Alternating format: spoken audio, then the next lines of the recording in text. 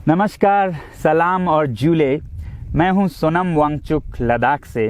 आप में से कुछ लोग हमें जानते होंगे हमारे शिक्षा सुधार के कामों के बारे में, या फिर पर्यावरण के काम में आइस स्तूपा, आर्टिफिशियल ग्लेशियर जैसे कामों के लिए, या फिर आई लिव सिंपली जैसे ग्लोबल मूवमेंट्स जो कि सादा जीवन अपनाकर क्लाइमेट चेंज को रोकने के लिए लोगों को प्रेरित करती है।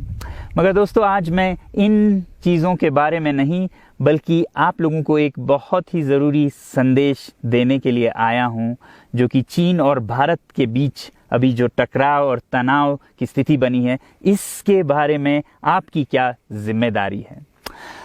मैं लद्दाख में हूं और आप देख रहे हैं सिंधु नदी को बहते हुए यहाँ, और वो जो पहाड़ियाँ हैं उनके पीछे नुब्रा और चांगतांग के वो इलाके हैं जहाँ पर ये तनाव बढ़ता जा रहा है। हजारों सैनिक वहाँ ले जाए जा चुके हैं। सुनने में आया है चीनी वायुसेना के जहाज भी वहाँ तैनात किए गए हैं, और एक घंटे पहले भारतीय वायुसेना के जहाज भी मेरे ऊपर मंडरा रहे थे।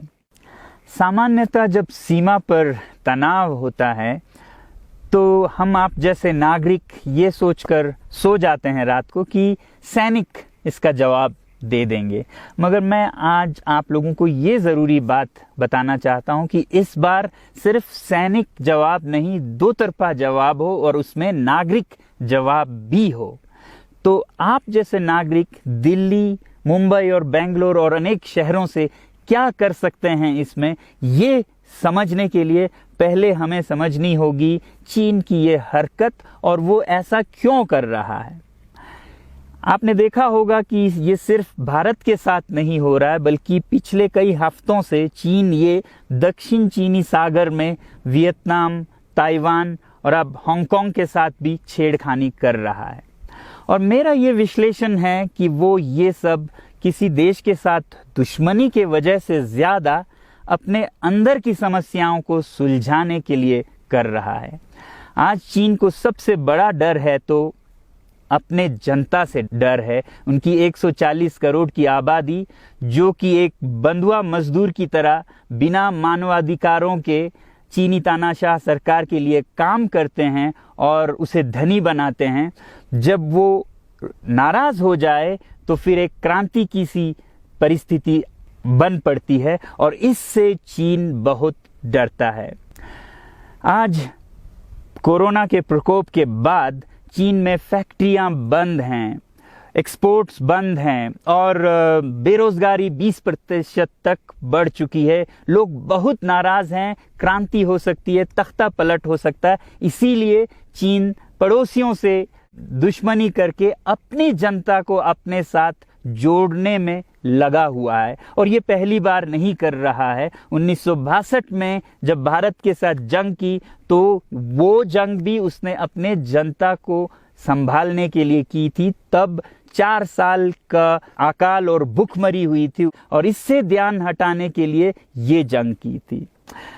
चीन के लिए अपनी जीडीपी और जो खुशहाली है उसे बढ़ाते रहना बहुत ही ज़रूरी है, और जिस दिन जीडीपी घट जाए वहाँ की जनता क्रांति के लिए तैयार है। मैं तो कहता हूँ कि इस बार भारत की बुलेट पावर से भी ज़्यादा वॉलेट पावर काम आएगी। जो नागरिक पैसा खर्चते हैं चीन के सामान को खरीदने में, ज़रा सोचिए, हम आप भारतीय उद्योग को मारकर चीन से मूर्तियों से कपड़ों तक हर साल 5 लाख करोड़ के सामान खरीदते हैं, और फिर यह पैसा आगे जाकर हमारे सीमा पर हथियार और बंदूक बनकर हमारे सैनिकों के मौत का कारण बन सकती हैं। तो इसलिए अगर हमारे देश के 130 करोड़ लोग और 3 करोड़ जो भारतीय बाहर के देशों में हैं, सब मिलकर भारत में और बल्कि दुनिया भर में एक boycott made in China movement या अभियान शुरू करते हैं, तो आज दुनिया भर में चीन के प्रति रोष है। हो सकता है कि सारी दुनिया साथ आए और इतने बड़े स्तर पर चीनी व्यापार का बॉयकॉट हो कि चीन को जिसका सबसे बड़ा डर था वही हो, यानी कि उसकी अर्थव्यवस्था डगमगाए और उसकी जनता रोष में आए, विरोध और तख्ता पलट।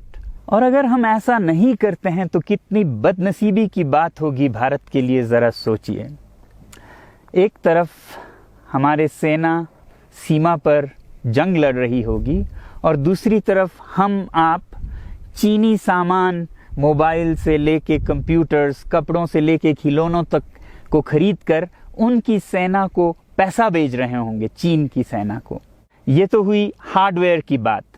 दूसरी तरफ हमारी युवा चीनी सॉफ्टवेयर, एप्स, गेम्स जैसे टिकटॉक, शेयरिट, इन सब में मस्त, उन्हें दूसरी तरफ से करोड़ों करोड़ों का पैसा भेज रहे होंगे।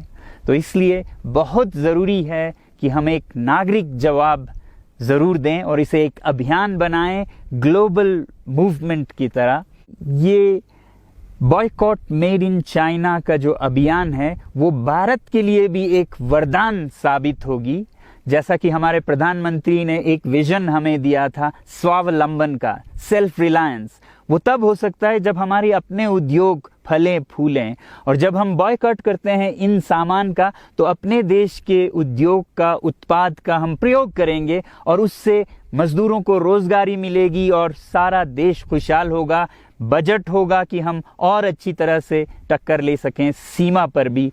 तो इसके लिए मैं आप लोगों से अपील करता हूं कि जहां तक ऐप्स और सॉफ्टवेयर की बात है तो हमारे युवाओं को एक हफ्ते में उन्हें अनइंस्टॉल करना चाहिए। Boycott made in China, software in a week and hardware in a year.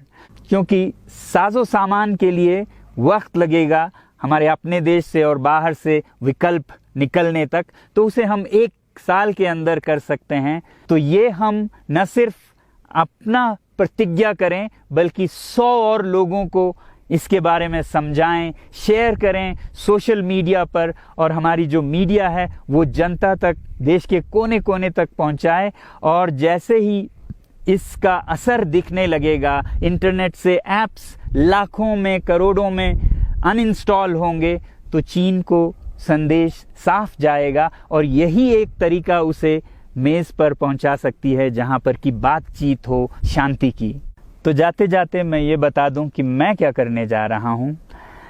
इस फ़ोन पर जो भी चीनी ऐप्स हैं उन्हें तो मैं 1 हफ्ते में हटा रहा हूं, बल्कि ये फ़ोन जो कि चीन में बना है इसे भी मैं 1 हफ्ते में अपनी ज़िंदगी से अलग कर रहा हूं। और 1 साल के अंदर हर वो चीज़ जिस पे मेड इन चाइना लिखा है उसे ज़िंदगी से निकालने जा रहा हूं। हमें चीन से, चीनी लोगों से कोई समस्या नहीं है, चीनी सरकार और उनकी रवैयों से समस्या है। जब तक चीन में परिवर्तन ना हो हमें ऐसा करना होगा। और आप लोगों से मैं अपील करता हूं कि आप अपने शहर में, अपने मोहल्ले में ऐसे इवेंट्स करें जहां लोग प्रतिज्ञाएं करें कि चीनी सामान का बहिष्कार करें जब तक चीन में परिवर्तन ना हो। और मैं सालों से कहता रहा हूं कि 21वीं सदी में देश के लिए जान देने की नहीं बल्कि जिंदगी देने की ज़रूरत है।